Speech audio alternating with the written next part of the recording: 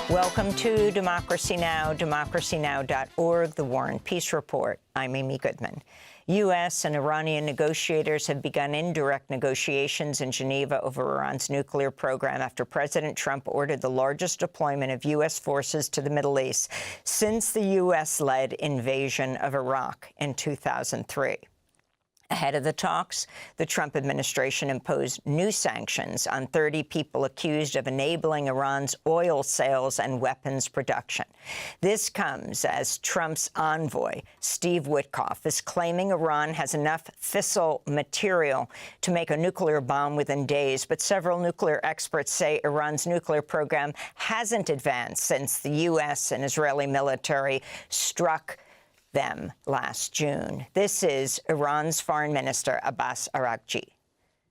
We were negotiating last June when Israel attacked us, and then the U.S. joined that attack. So that memory is still fresh for us. The wounds of that aggression is still alive in our minds. So we cannot forget that once we negotiating with the U.S. and then they decided to attack us. Meanwhile, independent journalist Aida Chavez is reporting that Democratic lawmakers on the House Foreign Affairs Committee are trying to prevent a vote on an Iran war powers resolution sponsored by Congress members Ro Khanna and Thomas Massie. The bill would require every member of Congress to go on the record about a potential U.S. war with Iran. 4 Cuban exiles were killed Wednesday in a shootout between Cuban border guards and a U.S. speedboat carrying 10 Cuban exiles. According to the Cuban government, the men on the Florida-registered speedboat opened fire when Cuban forces approached the boat for an inspection off the northeast coast of Cuba. The Cuban guards then fired back, killing 4 of the men. 6 others were injured or now being held in Cuba in hospital. The Cuban government says the men were attempting to carry out, quote, an infiltration with terrorist ends, unquote. Cuban media reports the men were carrying weapons, Molotov cocktails, bulletproof jackets, and camouflage gear. On Wednesday, U.S. Secretary of State Marco Rubio said the U.S. will investigate what happened. Rubio was speaking at a gathering of Caribbean leaders who expressed alarm over the growing humanitarian crisis in Cuba due to the U.S. oil blockade that's cut off the island from desperately needed fuel. On Wednesday, 2 Mexican Navy ships departed from Veracruz with over 1,000 tons of humanitarian aid for Cuba. Russian officials say they're discussing the possibility of providing fuel to Cuba. And on Wednesday, Canada became the latest country to pledge food aid to Cuba. We'll have more on this story after headlines with Medea Benjamin, co-founder of Code Pink, who's helping to organize a humanitarian solidarity mission to Cuba next month. She's just back from the island. Dozens of international aid organizations have made a final appeal to the Israeli Supreme Court to prevent a de facto ban on their operations in Gaza and the occupied West Bank, set to take effect in early March. The 37 international groups, including Oxfam and Doctors Without Borders, collectively provide more than half of all food assistance in Gaza, operate the majority of field hospitals, and run all inpatient treatment for children suffering severe acute malnutrition. This comes amidst a surge of violence by Israeli soldiers and settlers targeting Palestinians in the occupied West Bank. On Tuesday, settlers set fire to vehicles and tents in the Palestinian village of Susia. This is resident Ahmed Al-Nawajeh. We were shocked when around 30 settlers arrived. They were carrying incendiary materials and burned this tent and that one. They burned the chicken coop. They burned all the furniture. They left nothing. The U.S. Embassy in Jerusalem says it'll offer passport and consular services to U.S. citizens in 2 Israeli settlements in the occupied West Bank. It's the first time the State Department's offered such services, a move the Palestinian Authority condemned as a, quote, clear violation of international law and a blatant favoring of the occupation authorities, unquote. A New York Times review finds key documents related to a woman who accused Donald Trump of assaulting her when she was a minor, are missing from the Justice Department's release of the Epstein files. The missing documents are comprised of FBI memos summarizing interviews the agency conducted with the woman in 2019. She spoke to the FBI after Jeffrey Epstein was arrested and claimed she'd been sexually assaulted by both Donald Trump and Epstein in the 1980s when she was just 13 years old. The Times notes, according to the index of the Epstein files, the FBI conducted 4 interviews with the woman and provided summaries of each interview, but only one of the summaries, which details her accusation against Epstein, was released by the Justice Department. On Wednesday, former U.S. Treasury Secretary Larry Summers said he'll resign as a professor at Harvard University at the end of the semester over his ties to Epstein. Summers had previously served as president of Harvard. Summers had been on leave since last November after the Harvard Crimson student newspaper detailed how Summers had asked Epstein for relationship advice, how to have an affair with a person he was mentoring. Meanwhile, Bob Kerrey, the former Democratic senator from Nebraska, resigned from his role as chair of the company Monolith over his ties to Epstein. Nobel laureate Richard Axel also announced his resignation as co-director of Columbia University's Neuroscience Institute over his association with the convicted sex offender Jeffrey Epstein. The president and CEO of the World Economic Forum, Borja Brenda, said he was resigning after the forum launched an independent investigation into his relationship with Epstein. Meanwhile, Bill Gates has apologized to his staff of the charitable foundation over his ties to Epstein. Gates also acknowledged he had 2 affairs with Russian women that Epstein later discovered. According to a recording obtained by the Wall Street Journal, Gates admitted he first met with Epstein in 2011, years after Epstein had pleaded guilty in 2008 to soliciting a minor for prostitution. A federal judge has ruled the Trump administration's policy of deporting immigrants to third countries to which they have no ties is unlawful. In his ruling, U.S. District Judge Brian Murphy said that immigrants challenging the Department of Homeland Security's policy have the right to meaningful notice and can object before they're deported to a third country. In Buffalo, New York, a disabled Rohingya refugee from Burma has been found dead after he was abandoned by Border Patrol agents about 5 miles from his home.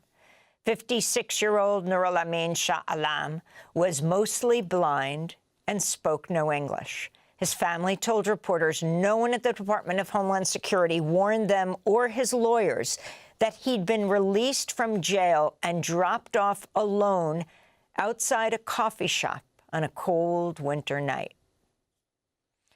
Minnesota Congressmember Ilhan Omar is demanding an investigation into the arrest of her guest at the State of the Union Tuesday night. Alia Rahman was removed from the House chamber and jailed, all for standing silently during President Trump's speech. She described her arrest on Democracy Now! I was not just removed and arrested. I was arrested so physically that 2 other attendees upstairs attempted to intervene in officers pulling on my shoulders after I told them I have a torn rotator cuff tendon and multiple cartilage tears in both of my shoulders. In a statement, Minneapolis Congressmember Ilhan Omar wrote, quote, "The heavy-handed response to a peaceful guest sends a chilling message about the state of our democracy," unquote. Alia Rahman is a U.S. citizen. She was injured last month when federal immigration agents smashed her car window in Minneapolis and dragged her out of her car. She's autistic, reportedly telling them she was disabled repeatedly. She was detained at the Whipple Federal Building and later released without charge. The Trump administration announced Wednesday it's freezing more than $250 million in Medicaid reimbursements to the state of Minnesota. In announcing the move, Vice President J.D. Vance cited a fraud scandal that's been linked to a handful of Somali Americans in Minneapolis. Nearly 1.3 million people in Minnesota receive some form of Medicaid coverage, or about a quarter of all state residents. In a statement, Minnesota Governor Tim Walz condemned the Trump administration's actions, writing, quote, "The agents Trump allegedly sent to investigate fraud are shooting protesters and arresting children. His DOJ is gutting the U.S. Attorney's Office and crippling their ability to prosecute fraud. And every week, Trump pardons another fraudster," unquote. President Trump's nominee to become the next U.S. Surgeon General appeared before the Senate Health, Education, Labor and Pensions Committee on Wednesday, where she declined to encourage parents to have their kids vaccinated against measles and influenza. Casey Means is a wellness influencer, author, and entrepreneur. She and her brother, Callie Means, are key figures in the Make America Healthy Again movement, advisors to Health Secretary RFK Jr. during his 2024 presidential campaign. Casey Means has a medical degree from Stanford University, but did not complete her surgical residency and allowed her medical license to expire in 2024. Under questioning from Senator Tim Kaine, Means repeatedly refused to state whether she agreed with Health Secretary RFK Jr. that there's no evidence flu vaccines prevent serious disease. A mountain of evidence about this. Do you believe that there's no evidence that the flu vaccine has efficacy in reducing serious injury or hospitalization? This is an easy one, doctor. This is an easy one. I support the CDC's guidance on the flu vaccine, and I will always be working with the CDC, ACIP, and the agencies. So you believe it is an efficacious vaccine to reduce hospitalization? And is or is not? Is. You believe it is? So as I said, I support the CDC's guidance on the flu vaccine. Let me just say. The artificial intelligence company Anthropic is dropping its core safety pledge in scaling its AI models. The company's reversal comes after Defense Secretary Pete Hegseth issued an ultimatum to Anthropic CEO Dario Amodei to grant the Pentagon full access to the company's AI models by Friday. Hegseth reportedly threatened to cancel a $200 million Pentagon contract and to declare Anthropic a supply chain risk, and even said he might invoke the Defense Production Act to force the company to tailor its AI models for military use. Amodei had previously warned against the use of artificial intelligence to help the U.S. government conduct mass surveillance and develop autonomous weapons. This comes as NBC News reports that in December, Anthropic agreed to allow the U.S. government to use its AI systems for missile and cyber defense purposes. And Brazil's Supreme Court has sentenced 5 men to prison terms after convicting them of plotting the 2018 assassination of Rio de Janeiro City Councilwoman Marielle Franco and her driver, Anderson Gomes. Among those found guilty were former Congress member Chiquinho Brazio and his brother Domingos. Marielle Franco is a black lesbian known for her fierce criticism of police killings in Brazil's impoverished favela neighborhoods. On Wednesday, her widow, Monica Benicio, celebrated the Brazilian Supreme Court's unanimous ruling.